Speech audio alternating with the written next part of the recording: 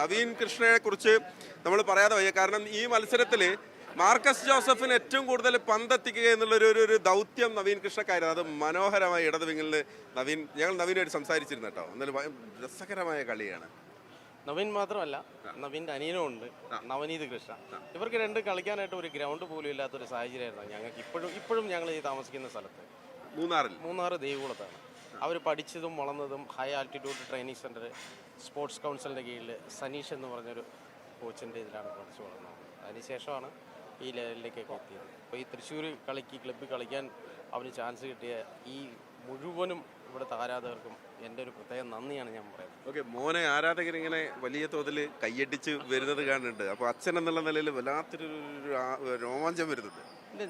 ഒരു ഫുട്ബോളാണല്ലോ, ആ ഒരു സ്ഥിതിക്ക് ഞാനൊരു പ്ലെയറും കൂടിയാണ്. അപ്പോൾ എൻ്റെ ഒരു സുമേഷ്. അപ്പോൾ പിന്നെ ഫുട്ബോളിന് നമ്മൾ ആരാധകരുടെ ആവേശമാണ് എനിക്ക് ഏറ്റവും കൂടുതൽ ആവേശം. കളിക്കുന്നത് കുട്ടിയാണെങ്കിൽ ആവേശം ആധാരമാണ്. ഭയങ്കര അഭിമാനമുണ്ട്. അതുണ്ട്, ഉറപ്പായിട്ടും ഉണ്ട്. സന്തോഷം. അവനെ ഇറക്കി വിടാൻ തന്നെയാണ് നമ്മൾ തീരുമാനിക്കുന്നത്. അത്രേ ഉള്ളൂ. പ്രൊഫഷണലായിട്ട് ഫുട്ബോളിലേക്ക് ഇറക്കിയിട്ട് അവനെ അവൻ്റെ അനിയനെ നിങ്ങൾ ഇറങ്ങിക്കുക മക്കളെ, ഞാനുണ്ടെന്ന് പറയാം. നമ്മൾ കൂടെ ഉണ്ടല്ലോ ഇപ്പോഴും എപ്പോഴും. അവർക്ക് വേണ്ടി എന്ത് ചെയ്യും? ഫുട്ബോളിന് വേണ്ടി. എന്തായാലും കൊള്ളാട്ടോ. ഇതാണ് നവീൻ കൃഷ്ണ. ഇങ്ങനെ ഗ്രൗണ്ടിൽ വലിയ ഒരു ആവേശത്തോടുകൂടി കളിക്കുന്നുണ്ടെങ്കിൽ അതിന് പിറകിൽ ആരെങ്കിലും ഉണ്ടാവും എന്ന് നമുക്ക് തോന്നണ്ടേ. അതെ, ഈ കാണുന്ന നവീൻ്റെ പിതാവ് തന്നെയാണ്. മൂന്നാറിന്ന് അവിടുന്ന് ഈ മല ഇറങ്ങി ഇങ്ങോട്ട് വന്നത് തൃശ്ശൂർ തേക്കിൻകാട് മൈതാനത്തേക്കായിരുന്നു. ഒരു ഗംഭീര പെർഫോമൻസ് ആണ് അദ്ദേഹത്തിൻ്റെ ഭാഗത്തുനിന്ന് ഉണ്ടായത്. ഇനിയും ഒരുപാട് മുന്നോട്ട് പോകാനുണ്ട്.